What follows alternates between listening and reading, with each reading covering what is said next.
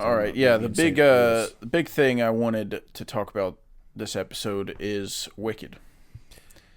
I finally got Carl to go. Yep. Went and gave it the old viewing. Yep. And Now it's time for the discussion. the talk. Yep. So, immediately, this is full honesty here. I didn't think Wicked looked bad. I thought it looked fine. Like the trailer, when I went and watched the trailer, I was like, this looks fine. And then when I went and watched it, the visuals are really good with one minor flaw, and that's just like we talked about, the color kind of being taken down a little bit. You know why you didn't think it looked bad? Why? Because it doesn't. That's why. Yeah. That's why you didn't think that. But like in the trailer, you see I think they show you the train in the trailer, and then the monkeys going across the tower, and like I was like, that looks kind of sick, dude. And then you see it in the movie, you see it in motion. It's fucking awesome. The color's off. The color is dim. Like I can admit that, and I agree there. But first of all, I think we talked about this last episode, like the director defending the color. Yeah, and that saying, was a stupid thing. Yeah, but he has a color grader, so if he's shitting on the coloring, then he's shitting on a guy. Like, he doesn't want to do that. Yeah, I think we talked about that too. He's just kind Yeah, of but that's shielding. like a specific person's job is color grading. Like, the director has input, sure, but he could have just trusted that color grader and been like, yeah, whatever you think, Yeah. sure. But the direction is good. Yeah. The way he directs the movie and the performances he gets and the way he choreographs and films all the like musical sequences is good. Yeah. And none of the CGI looked bad to me. No, not at all. And then like there's honestly some moments where the CGI I was like, dude, fuck. Yeah. The towards the end when her cloak is like humongous, like blown in the wind. Yeah. Fuck yeah, dude. Yeah. Give me that. I like that. Yeah. No, the visuals were really good. They were better than what I thought they were going to be. I thought it was going to be a lot of CGI, especially a little bit that I saw in the trailer, but they used a lot of like sets. They built a lot of places. I think someone said they built that train. They did. That's crazy. Oh, I would almost go as far as to say it's a little dumb. To build that train? Yeah. I agree. It was for one scene. Yeah. You know how much time and money they probably spent on that train?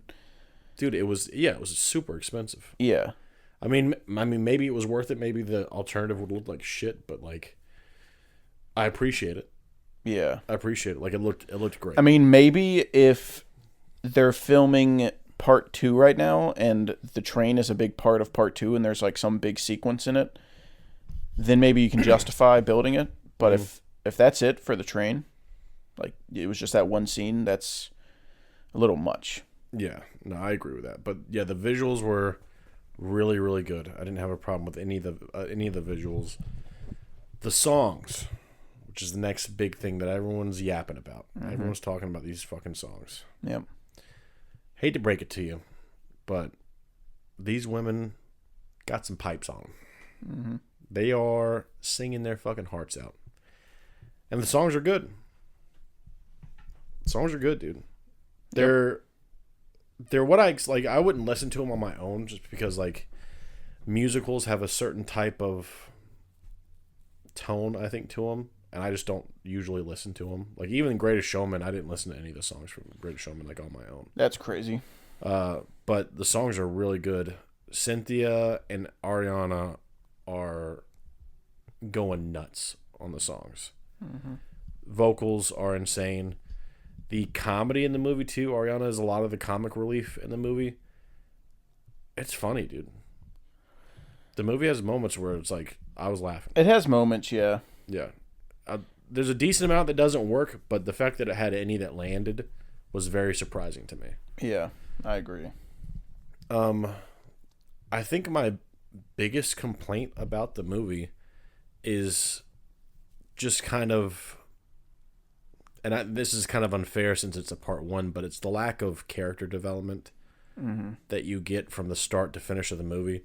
It seems like Elphaba is pretty true to who she is through and through. And by the end of the movie, she's still just being who she is shown herself to be throughout the movie, you know? Right. And I said on my review last week that by the end of the movie, she hasn't done anything wrong. Like, she's done nothing evil, which I understand it's half the story, so they probably haven't intended for her to do anything wrong yet. But the problem comes in for me with, like, it's just the writing is... It just seems like things are happening kind of out of nowhere, where these two people kind of hate each other. First off, they hate each other for no reason. That's never really, like, explained other than the fact that they're just so different. Elphaba They and just Glinda? have to hate each other, yeah. Yeah, I think that... Well, she Glinda kind of just, hates like, Elphaba because she's getting taught by the teacher that she wanted to teach her, I guess. Well, they're the both reason. kind of... I think there's a part of both of them that's, like, jealous of each other. Like, Glinda's this perfect, girl. But she also can rub you the wrong way with, like, her always looking down on people almost because she knows she's, like, perfect. And then there's a part of Glinda that, like, doesn't like Elphaba because she's getting this special attention from... And I think she just wants everyone's attention, basically. So that's kind of where they start butting heads. And then Elphaba's portrayed as having a pretty strong person, like not being afraid to like talk shit, be like, no, you're dumb, I'm green. Yeah, I mean, I guess it makes sense why they don't like each other, but it's mainly they go from hating each other, doing a fucking song about how much they loathe each other, which is awesome. Yeah, Great song. Just saying. But then, like, pretty quickly, they're calling each other their best friends. yeah. And it's like, what really happened here? Because Glinda gave her a hat, and then Elphaba told the teacher to teach Glinda, and then they were like, oh, we're best friends now. It's like this happened kind of out of nowhere. Well, she gave her the hat, and this actually leads to one of my favorite scenes in the movie. She gives her the hat to go to this party, and the hat isn't actually like a gift. It's, you know, they were talking about how ugly the hat was, and she was like, Elphaba, you should wear it.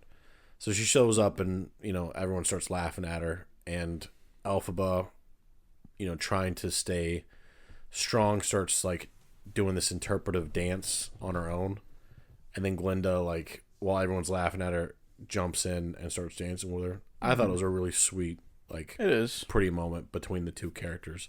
And then there was just no easing into it at all. Yeah, it does kind of do a big jump of like, we're friends for life. I just kind of picture in my head, you know, they have this connection now. They share this like generosity almost with each other, with her helping her through that moment, even though she caused it. But yeah, they have this connection now, and I just imagine them kind of talking on the way home and, you know, finding out they have a lot in common. Yeah. It just feels like for a movie of this length, you could have had a more like natural progression of their relationship than just in this one like ball scene. That scene starts with Glinda hating Elphaba. Yeah. And then it ends with them hugging and being friends now. It's like that. It wasn't like eased into. It wasn't slowly, you know, worked at. It was just completely a 180 in one scene. Yeah. I feel like there's a lot they probably could have, with the length of the movie, I feel like there's a decent amount they could have added in to maybe get a glimpse of where it's heading, of like maybe you start seeing more signs of Elphaba making, you know, the wrong decisions. Yeah, darker decisions, and, you know, Glinda starting to kind of see that she's beginning to spiral, and then you get a more natural progression of their friendship together. Because that's the big thing, is the movie's really long, and it doesn't feel that way because there's a lot of musical numbers, and musical numbers feel like they go by faster than what they are in reality. But I just still kind of expected more characterization among the two leads. Yeah. It feels like they haven't changed much Yeah. when the movie ends, other than like, well, they're friends now. Yeah. And even at the end, I am kind of confused as to like the decision that should we get into spoilers for Wicked? I'd say that's probably safe. Well, Okay. here's a spoiler warning for Wicked if you don't want to hear anything, but it's been out for like 2 weeks now. Yeah. So, at the end of the movie, Elphaba, she jumps off the tower and she's got the cloak on, looks badass. yep. But Glinda's still on the tower and they do the I hope you're happy. Mm-hmm. But like they were gonna leave together. Elphaba didn't like leave her. Like she got pulled off. And then the I forget Michelle Yeoh's character's name. Madame Marble. Something like that. Yeah, she comes up and like hugs her, and Glinda hugs her back. But it's very clear that they're framing Elphaba at this point in the movie, her best friend, for doing something that she didn't do, calling her evil and wicked and all this other stuff. Yeah. So I don't understand the motivation, especially for her to not be like, no, don't touch me. Yeah, you're fucking scum. You're hurting my friend. Yeah. Don't let the invisible fire hurt my friend. Yeah, I don't get her decision there. I know there was like when they're singing together, she said like, "This is the life. Like, just come back. Like, it's fine. This is they want you to do this." Mm-hmm. And Elphaba says no. So I get her kind of falling for their trap initially, but since she's about to leave with Elphaba, it makes me think she's still on her side, and then is like, "Nah, I'm psych." Yeah, it's weird. Yeah. So that part was weird, and I think that's where all my problems really reside, is just this characterization between Elphaba and Glinda that I feel like isn't as fleshed out as it should be for a part 1 that's 3 hours long. Right. And if Glinda is supposed to be Glinda the Good and supposed to be this like perfect, very moral person, then it's weird for her to. I know she's not Glinda the Good yet, but she's supposed to be eventually. Yeah, and but she hasn't really. I mean, well, the point is like I'm pretty sure the point of Wicked is Elphaba turns Glinda into Glinda the Good. Like she starts the movie as not a good person. She's very pretentious and like self-centered and doesn't really care about anyone but herself. That's not necessarily true though. Like she sets Bach up with the wheelchair girl. And like she did that because Bach kept coming up to her and bothering her. Yeah, but like they ask her about it and she was like, "No, like I wanted them to both come." And she knew that that wheelchair girl was like clearly interested in Bach. Well, that it doesn't mean she like has never done anything good for anyone, but her whole like personality trait, in the whole, that's the problem when you first meet her, is how fucking great she is and how perfect she is, and it's all like just about her being popular and pretty and all this shit. Yeah, and it's not really about helping anyone. Yeah, that's the problem with her character, is that she's helping people, but she views everyone as less than her, which is like her motivation to try and like help people. Well, she's doing it. She's trying to offer to help people because she thinks it makes her look better. Yeah, like she's helping people, but the moral behind why she's doing it isn't good. Right. You know? Well, she's also like, she offered to help Elphaba change her green skin when she just met her, and like Elphaba never said she had an issue with her green skin. She's just like assuming, since it's different, that of course she would want this changed. Yeah. It's like, that's not how, like, you can't treat people like that. Like if you see a guy with like a huge mole on his face, you can't be like, "Hey, you want me to remove that mole?" Let me slap that off for you. You're implying that like it's a problem. Yeah. And they say that in the movie, like she's like, "We can fix this issue," or whatever she says. Yeah. It's like she never said she had a problem with her skin. Yeah, that's the problem with Glinda's character, is like she's doing what she thinks is helping, but it's out of not the most moral reasons. Like, oh, I'm gonna set Bach up with a wheelchair girl because he's bothering me or because I feel bad because she's in a wheelchair. When it's like, she could be fine. Like, she could have a boyfriend. Mm-hmm. But she sees that she's in a wheelchair, so it's like, oh, here's a guy. And it's almost like she's helping people through this moral high ground that she puts herself in. This, like, high horse, and, like, everyone else is below her, so she feels the need to help them. But it's, like, not the right reason to want to help someone. Yeah. I just think it's all for self-image. I don't think it's really all... Any part of her is, like, really wanting to help people at the beginning. Yeah, that's probably part of it, her too. meeting Elphaba is what makes her like that. Yeah, but even then, like, you run into the same problem with Glinda as you do Elphaba, which is, like, by the end of the movie, she really hasn't done anything totally selfless for anybody. Which I feel like you should see a little bit of that manifesting of, like, her becoming more, like...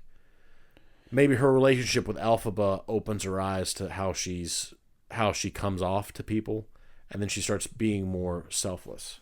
Well, I mean, you don't have to be selfless as a person. Like, that's not a required thing.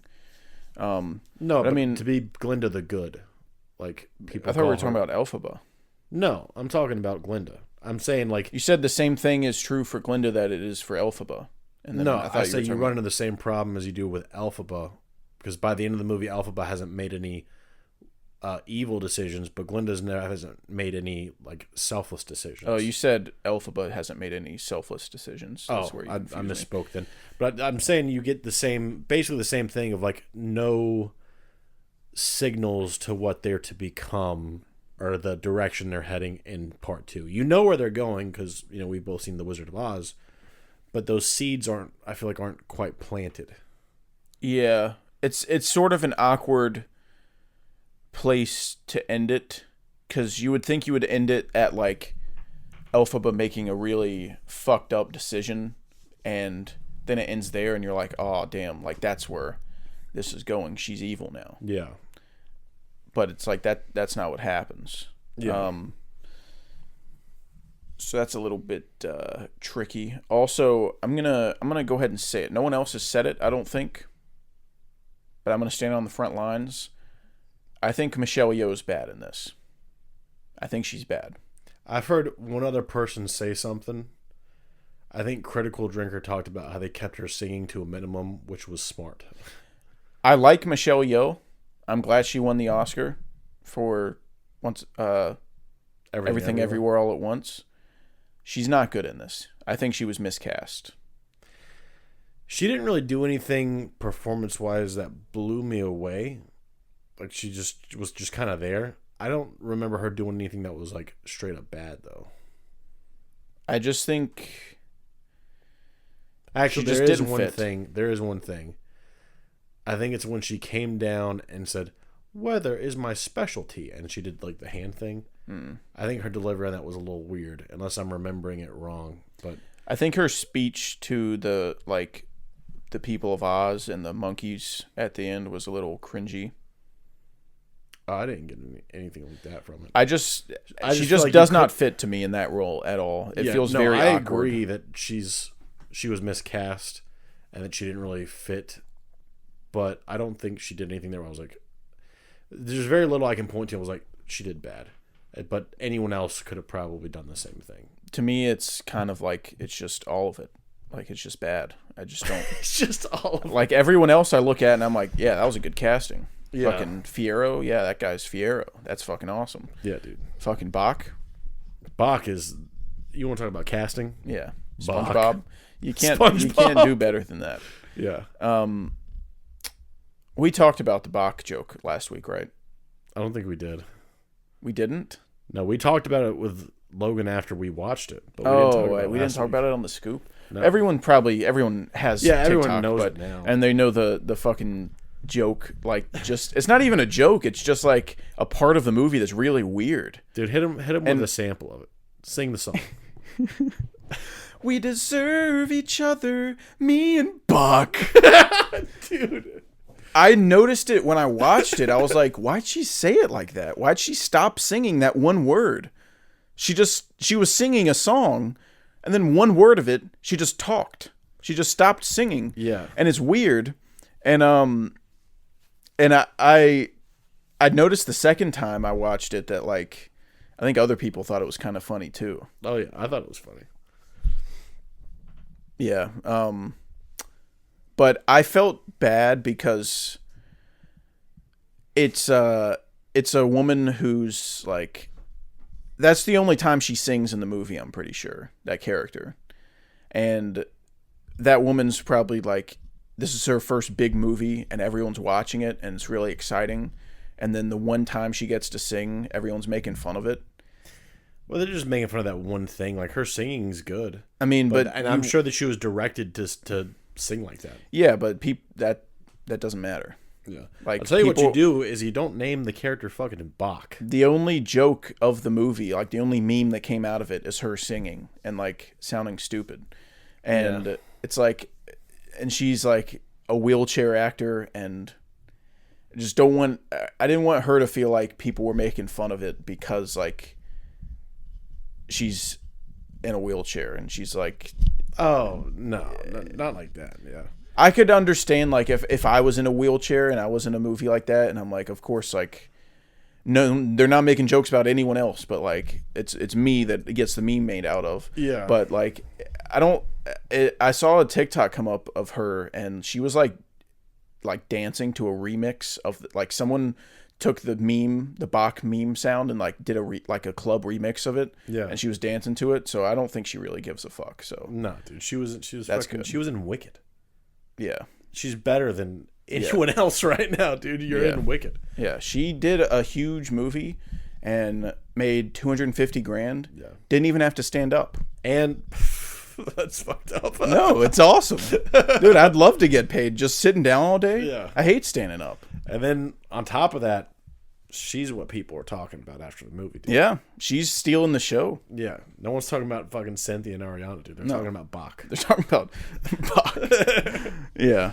I get what you mean, but that part was really funny.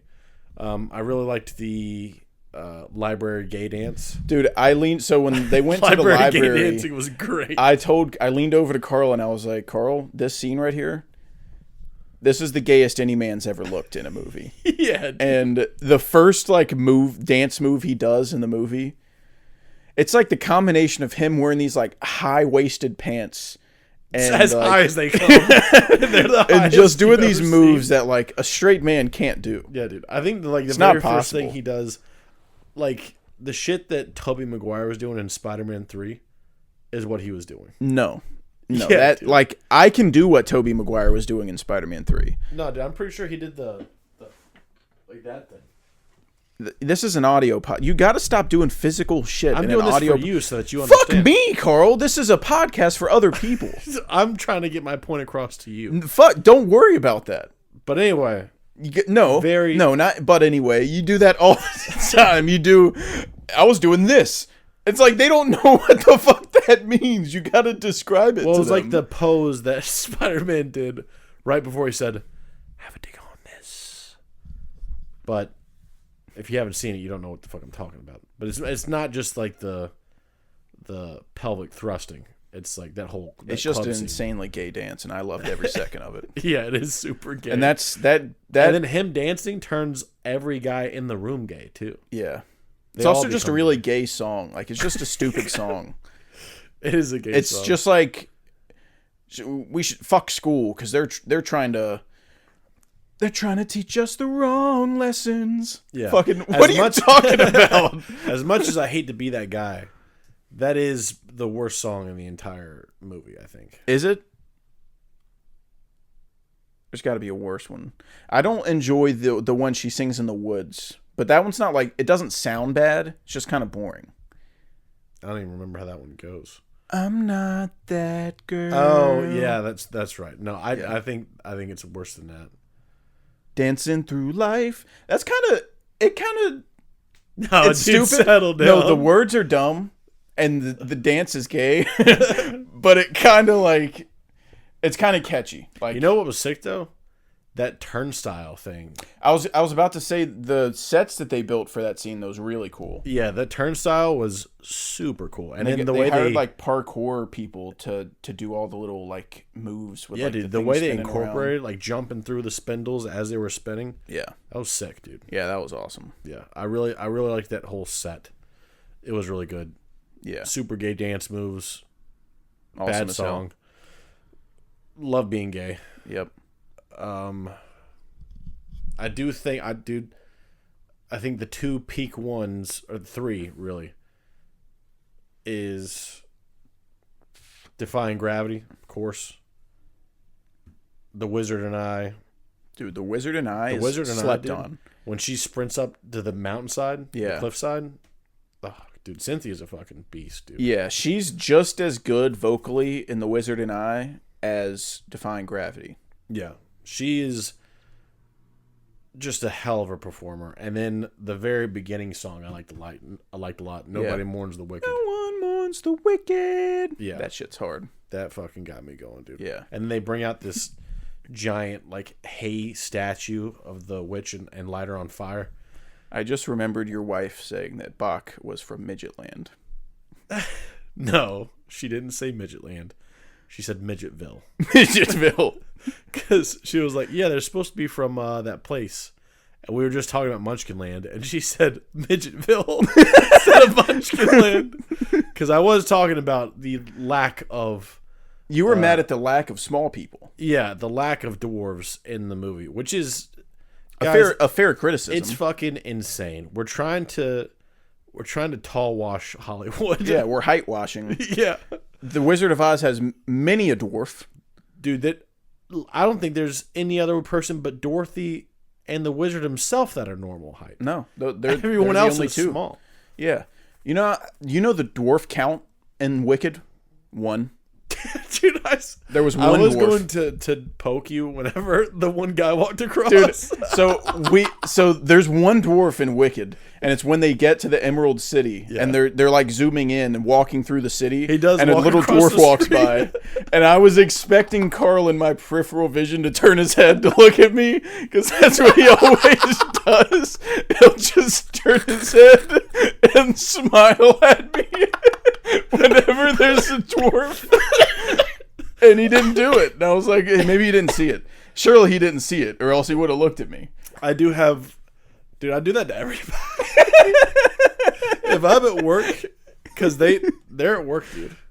Oh, they're at work. Oh, sometimes they've infiltrated. Yeah, sometimes they show up, and if there's anyone close, even if I don't know them, I'll go. You go. You ever seen Tiptoes? You see these guys? You show them you pull up the TikTok of the Reese's Pieces guy. You ever see this guy? Dude. That's a fun little thing I do. But the lack of dwarves is wild in this movie. I don't know why. And then they cast Peter Dinklage and made him a fucking goat. Yeah. What the hell, dude? Yeah, you need dwarfs in the movie. You get the best dwarf on the planet, and then you don't make him a dwarf. You make him a fucking You make him a goat. Yeah. What complete just miscalculation. Yeah. I mean, fucking they went wheast on the Starward bow there. Like that's not what they should have done.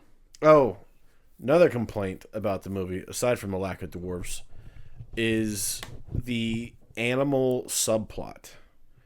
I thought the goat, Peter Dinklage character, playing the goat, I thought he was a really good character of manifesting the effects that is going on in like the animal world. Mm-hmm. I don't know. By the end of the movie, don't know why they're doing it, and I don't know like what the result is supposed to be. Well, is it explained well? No. But the reasoning in the movie they give is Jeff Goldblum saying the only way to unite people is to give them a common enemy. So he's just saying, fuck the animals, let's all hate the animals so it'll unite us. That's it. Yeah, but they're not really The problem is they're not really portraying animals as enemies to the people. You know what I mean? Like, I get that motivation of, like, we need a common enemy. But all they're doing is saying, like, oh, look, the animals are a lot more docile when you put them in these cages. They're not portraying, like, animals are dangerous or animals are attacking people. Yeah, they're not doing a good job. Yeah. They could be, like, framing in, like, staging incidents of, like, a dog attack that killed a baby. You could, you could do something like that. And then it's like, oh, all animals are banned now because of this one event. Yeah, but they didn't even try that. They're slowly but surely, like, just basically taking away the rights of animals. For seemingly no reason. But you're not vilifying the animals to give the people a villain to unite over. Yeah. From most people's perspective, you're just like, you just took my teacher. Yeah. What the hell? Yeah. We're learning geometry. Where's my teacher? What the fuck? Where's my teacher? Where's his little glasses? Yeah, this is fucked. So he was wearing a sweater just now. Yeah, and then they even talk about, like, most of the animals are just leaving. Yeah. So now your enemy that you're trying to make is just leaving. They're just hitting the bricks, dude. I'm sure it's portrayed better and more extensively in the play. That's what people say, or in the book too. It seems like if they were to set aside the love story, you probably could have gotten more of that into the movie. But I also don't know how important the love story is for part 2 and their characters. Yeah. So I'd imagine it's probably huge. But I don't know. It seems like... What love story are we talking about? Like the... Fiyero? Fiyero, Elphaba, and Glinda kind of love triangle thing that's going on. Yeah. Yeah. Also, at the end of the movie, she accidentally gives monkeys wings. And they frame the scene like it's this horror scene. Like she's fucking murdering people. Okay, so they were monkeys. Now they're monkeys with wings. You're welcome. Big fucking whoop. Now they're sicker. Now they're awesome. Now they're sicker. Why are they treating her like she just killed your mom?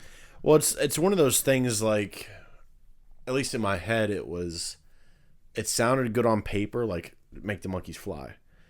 But then, like, their wings are, like, ripping out of their backs. Yeah, just for a second. It's just like a transformation. Like, there's not like that forever. Yeah, but then you also see them, like, falling to the ground. So they're, like, flying up and falling down because they don't know how to work wings. Cause yeah, they're just learning it. Yeah, but they're, like, it's causing them a lot of harm and pain.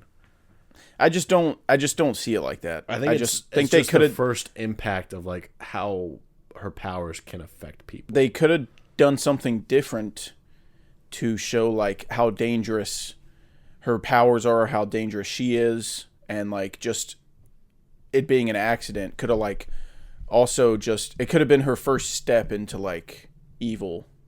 Yeah, like being evil. I would have almost done it to where, like, she had kind of a fit or, like, had a rage.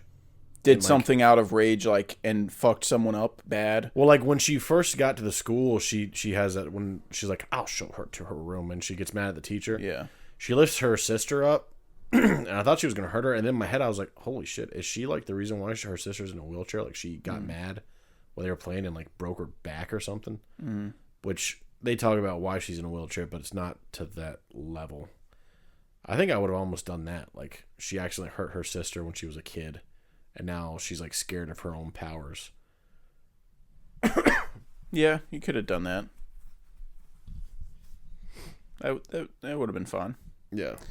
But yeah, I know how much you wanted to hate this movie, just so you could call me a gay loser. I did for liking it. Well, I can still call you a gay loser, dude. Yeah, but not for liking Wicked. Not for liking Wicked. No. For thousands of other reasons. I tell you right now, though, you do like it more than me. Oh yeah, Carl. I have this movie alarmingly high in my yearly rankings. Well, you had last week we talked about it, you had a 3.5. I left the theater at a 2.5, and it was like my 22 of the year. And then you just could not stop with the Wicked talk, dude. Carl, it's my number 4 of the year right now. God dang, dude. Because I just can't lie to myself. Like, I do have my problems with it. I don't think it's perfect. But when I'm looking at it compared to... like, this just hasn't been a crazy year for me. Like, last year was nuts. What's below Wicked right now? Anora. Agreed. I'd rewatch Wicked more I agree. than I Anora. agree. Furiosa. Disagree. Dude, I don't know what it is about Furiosa. I watched it. Did we watch it once or did we watch it? Yeah, I watched it once. And I was like, oh no, I watched it twice. Yeah. But actually, you know what? I just don't really need to watch it again. You know what? That's not crazy. Like, I'm singing the Wicked songs every day. I'm thinking about it. And Furiosa just kind of came and went for me. Have you started having the wet dreams about Fiero? Fiero, yeah. I did. No, I sat there. I immediately shut down Furiosa, but like, as I was thinking about it, I was like, no.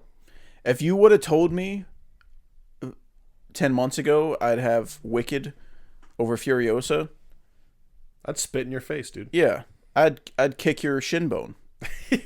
I'd beat that's your legs phony. with bamboo. That's sticks. bogus. Yeah, But no, it's true. I don't know what it is. yeah, I don't know if I would put it over Furiosa, but like You wouldn't. it's not crazy like talk. It's not like I have it over Dune 2. I'm not a psycho. Yeah, but like I wouldn't go ugh if you did that. But like last year's rankings, 2023, like Oppenheimer's way better. John Wick 4 is way better. The Holdovers, Guardians 4, Guardians 3. Yeah, There was another one that was like really fucking high, but Iron Claw. Like, there's other shit last year, Yeah, that but would've for this wiped year, with it's it. just Dune 2. It's just very top heavy. Dune Yeah. 2 is the best shit of all time, and then after that, it's like kind of up for grabs. yeah. No, I agree with that. So I Well, didn't think it would be Dune this 2, high. and it's But going to be the old Nosferatu. that's going to be high. That's going to be huge. I wouldn't be surprised if that's my number 2. I'd be Me neither. surprised if it wasn't my number 2, actually. Yeah, I'm going in thinking it's number 2 of the year. Yeah. Because that's just, I mean, that's what the fuck Egg's about, dude. Yeah. His name's Rob. Rob Egg. Rob Egg, but it's never on his face. You know what I mean? Oh, no. No. It's like when you watch a Rob Egg movie, you look in your pants, looks like an egg got cracked from all the semen. It's just the egg whites. Yeah. Yeah. No yolk. Yeah. Like an egg got cracked in there. Yeah, Wicked's my number 4. I didn't think that would ever be the case, but here we are, you know.